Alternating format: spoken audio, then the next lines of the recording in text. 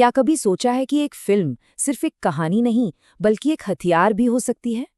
आज हम इसी पर बात करने वाले हैं। कैसे सिनेमा की दुनिया में एंटरटेनमेंट और प्रोपेगेंडा के बीच की जो पतली सी लाइन है, उसे जानबूझकर मिटा दिया जाता है।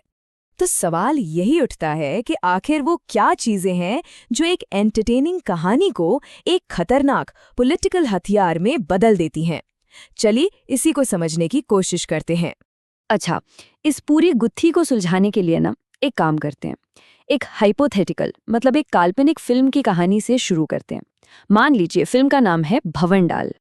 तो सोचिए, इस फिल्म का हीरो एक इंडियन जासूस है और वो पाकिस्तान में एक टेररिस्ट ऑर्गेनाइजेशन में घुसपैठ कर चुका है। उसका एक बहुत बड़ा मिशन चल रहा है। अब यहीं से कहानी में आता है एक जबरदस्त ट्विस्ट। हमारे जासूस को पुलवामा हमले के बारे में पहले से पता चल जाता है और वो प्रधानमंत्री को खबर भी करता है, लेकिन हमला फिर भी हो जाता है। और फिल्म का क्लाइमैक्स वो तब आता है जब एक ऑडियो रिकॉर्डिंग हाथ लगती है, जिससे ये पता चलता है कि प्रधानमंत्री ने तो खुद चुनावी फायदे के लिए आईएसआई के साथ मिलकर ये पूरी साजिश रची थी। और बस यहीं से असली खेल शुरू होता है, क्योंकि अगर कोई इस फिल्म पर सवाल उठाए तो फिल्म मेकर बड़े आराम से कह देगा कि अरे ये तो बस सच्ची घटनाओं से प्रेरित एक फिक्शनल कहानी है। और ये जो छोटा सा टैग है ना, इंस्पायर्ड बाय ट्रू इवेंट्स, ये उन्हें सच और झूठ को अपनी मर्जी से मिलाने का एक तरह से लाइसेंस दे देता है। तो फिर सवाल ये है कि एक असरदार प्रोपेगेंडा काम कैसे करता है।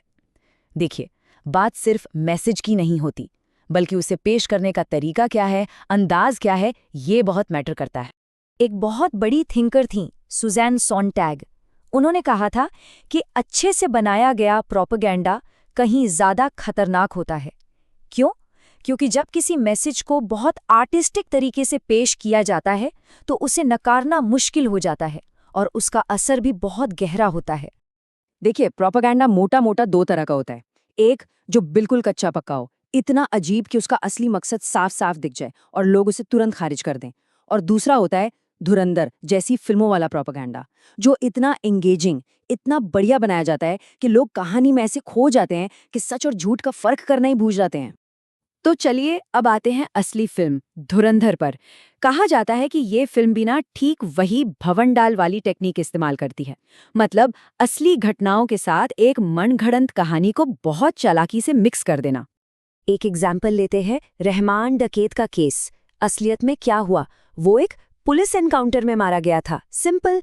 लेकिन फिल्म क्या करती है, वो इस सच्ची घटना के बीच में एक फिक्शनल इंडियन जासूस को डाल देती है और बस देखने वाले सच और कल्पना के इस जाल में पूरी तरह उलझ जाते हैं।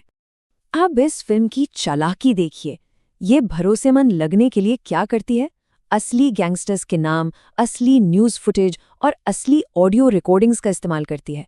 और फिर इन्हीं असली फैक्ट्स के बीच एक काल्पनिक जासूस की कहानी को ऐसे बुन देती है कि पूरी की पूरी कहानी ही सच्ची लगने लगती है। याद है हमारी काल्पनिक फिल्म भवंडाल की कहानी? उसमें 11 इंटेलिजेंस वार्निंग्स की बात थी। आपको पता है, असल में भी ये कहा जाता है कि पुलवामा हमले से पहले 11 अलग-अलग इंटेलिजेंस इनपुट्स थे।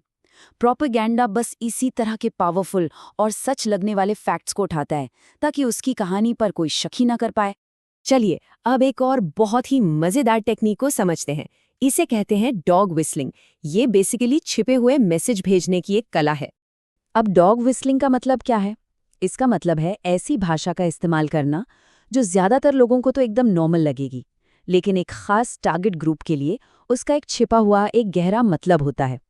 ठीक उस सीटी की तरह जिसकी आवाज सिर्फ कुत्तों को सुनाई देती है, इंसानों को नहीं। और इस फिल्म में इसके कई उदाहरण दिए गए हैं, जैसे पाकिस्तानी कैरेक्टर्स का पाकिस्तान जिंदाबाद की जगह अल्लाहू अकबर चिल्लाना, या फिर किसी को मारते वक्त जय हिंद की जगह एक संस्कृत श्लोक का इस्तेमाल होना।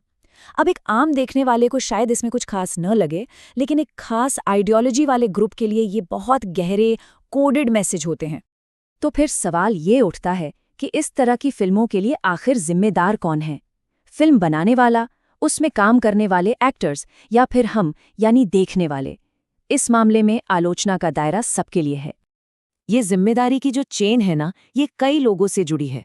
सबसे पहले फिल्म मेकर, जिसकी तुलना हिटलर की प्रोपेगेंडा फिल्में बनाने वाली लेनी रिफेनस्टाल से की गई है। दूसरा, वो एक्टर्स जो अपनी सोशल रिस्पॉन्सिबिलिटी भूलकर ऐसी फिल्मों को प्रमोट करते हैं। और तीसरा, हम सब दर्शक, जिनकी वायलेंस देखने की भूख ऐसी फिल्मों को ब्लॉकबस्टर बना देती है।